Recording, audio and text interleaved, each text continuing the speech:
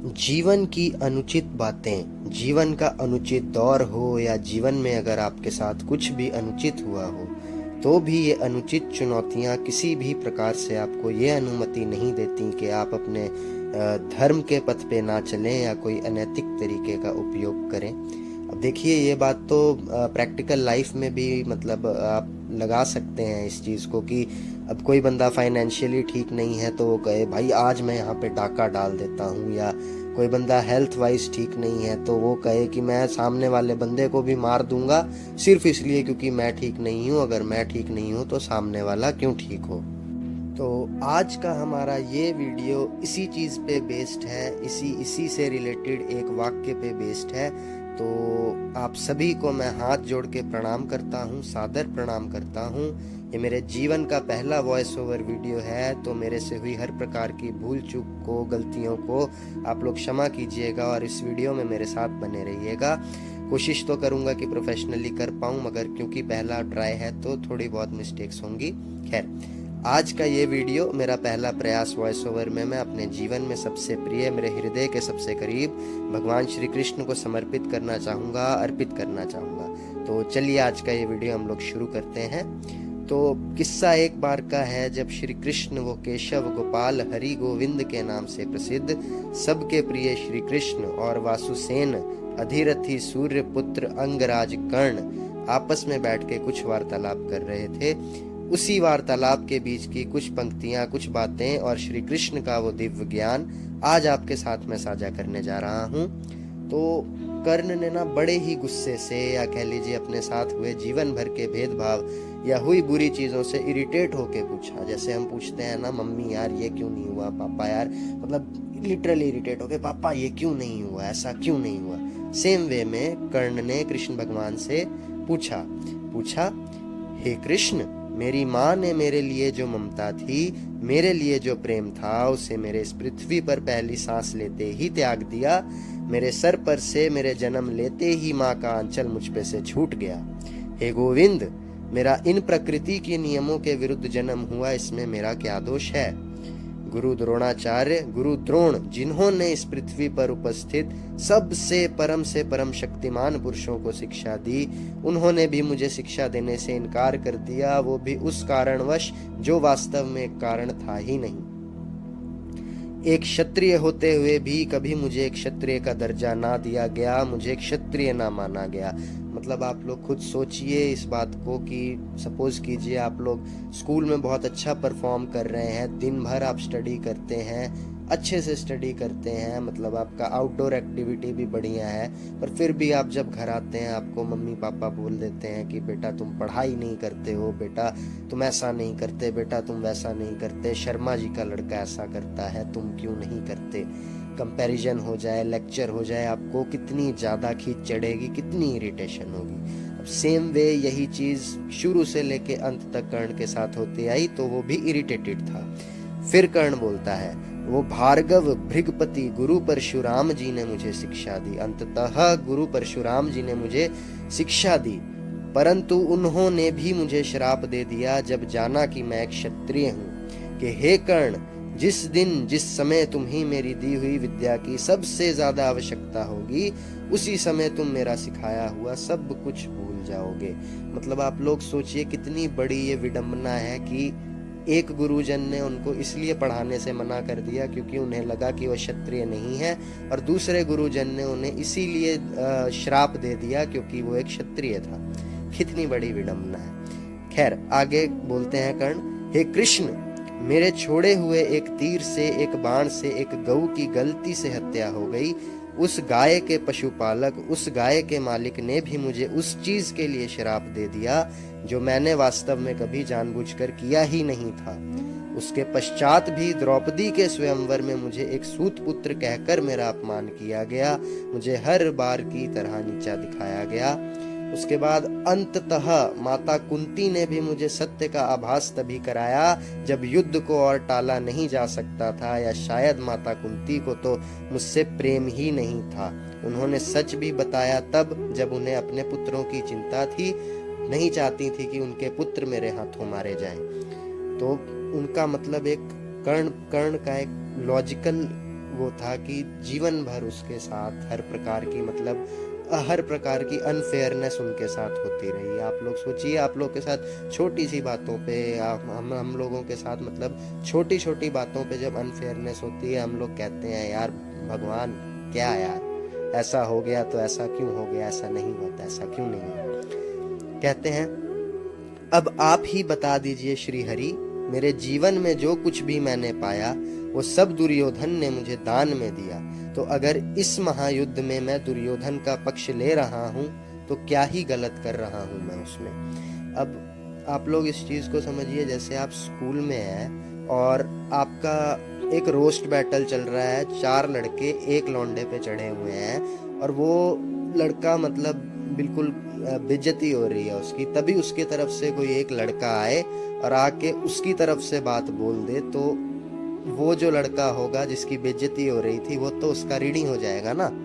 वो कहेगा चलिए मतलब आप अब सही करें, आप अब गलत करें, आप अब कुछ भी करें, आपने बुरे वक्त में मेरा साथ दिया तो अब मैं हमेशा आपके साथ खड़ा रहूंगा। वैसे ही कर्ण भी कह रहा था कि उसे जो रिस्पेक्ट मिला, उसे राजघराने में आने जाने का जो अवसर था, या कह लीजिए जो कुछ भी उसकी रिक्वायरमेंट्स थी, वो सब जब दुर्योधन ने लाइफ टाइम पूरी की तो फिर क्यों ना वो उसकी तरफ से लड़ाई करे, और क्यों वो पांडवों जिन्होंने उन्हें हमेशा सूत पुत्र कहा, नीचा दिखाया, उनकी तरफ से वो क्यों लड़े। अब कर्ण को जो कहना था वो तो कह चुका था, अब तो बारी इस समस्त ब्रह्मांड का पालन करने वाले प्रभु उस भगवान की थी जिनके द्वारा सब कुछ पहले से ही निर्धारित किया जा चुका है। श्री कृष्ण धीरे से मंद मंद वो दिल को मोह लेने वाली हंसी मुस्काए और बहुत ही धैर्य से, बहुत ही आराम से बोले, कर्ण मेरा तो जन्म ही एक कारागृह में हुआ, उस कारागृह में जहां बहुत से व्यक्ति अपने जीवन के आखिरी के कुछ क्षण व्यतीत कर रहे होते हैं।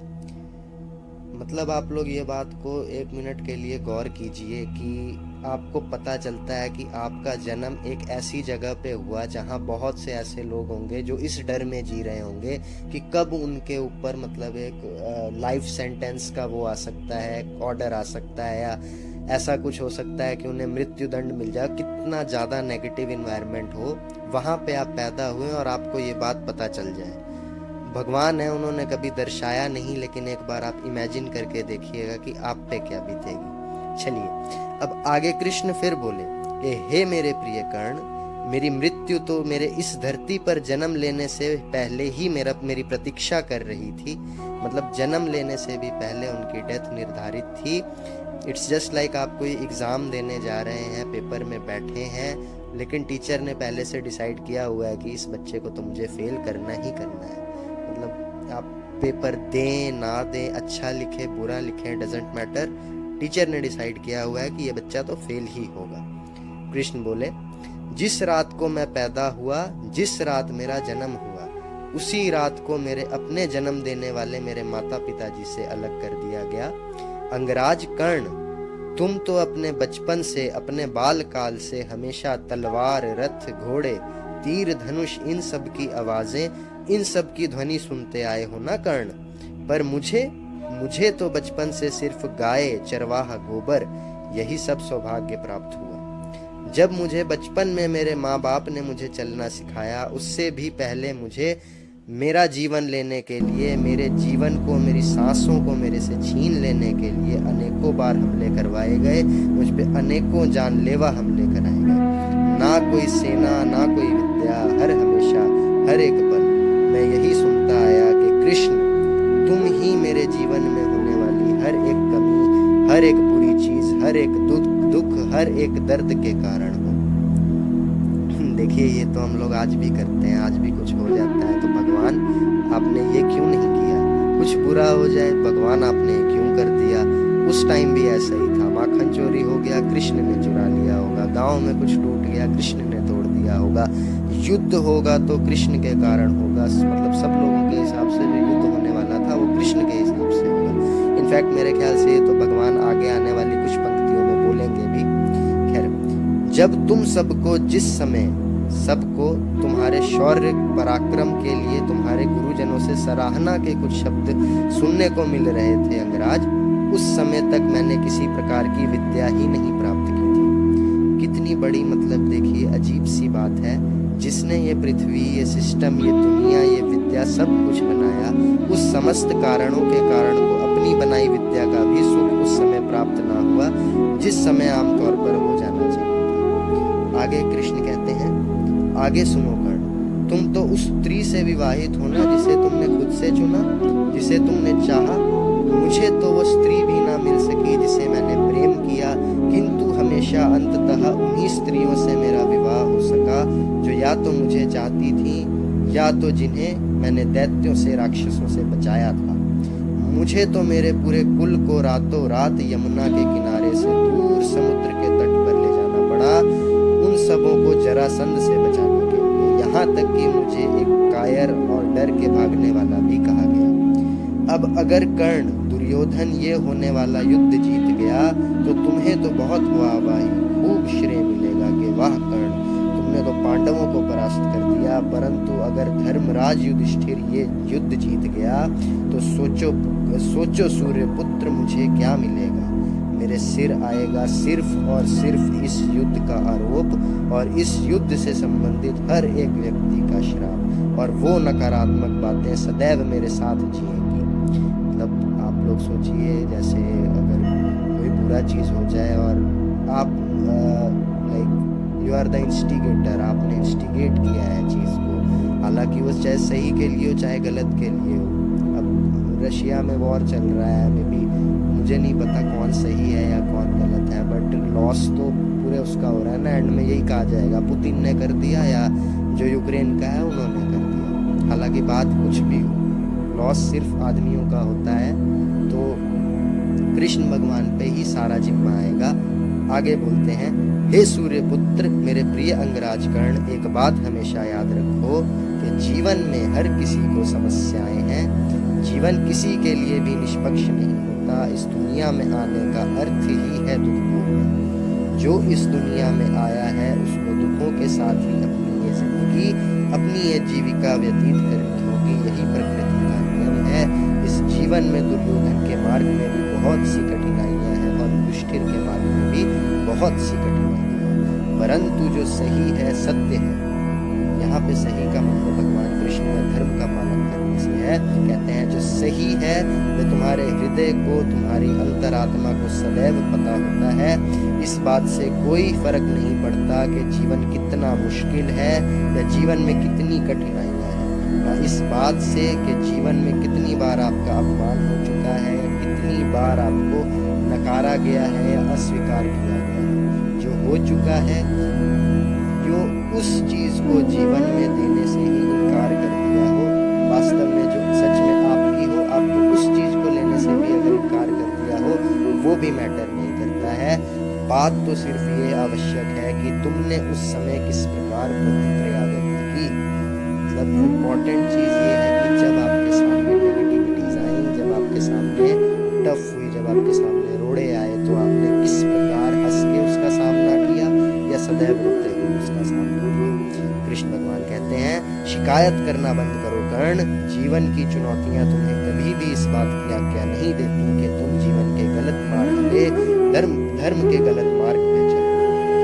तो देखो, मतलब ये बात आप लोग प्रैक्टिकली कीजिएगा कि कभी भी प्रॉब्लम्स को फेस किए बिना जीवन में ग्रोथ नहीं मिलता है।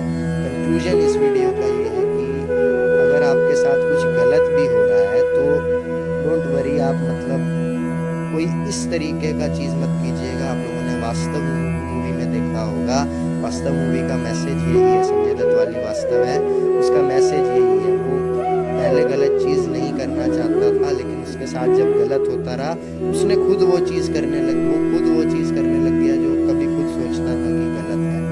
कभी भी आप लोग ये सोच के कोई गलत चीज मत कीजिएगा कि लाइफ आपके साथ अनफेयर है। लाइफ हर किसी के साथ अनफेयर है। कोई भी ऐसा व्यक्ति, मुकेश अंबानी भी ऐसा नहीं है जिसे कोई प्रॉब्लम है। हर एक व्यक्ति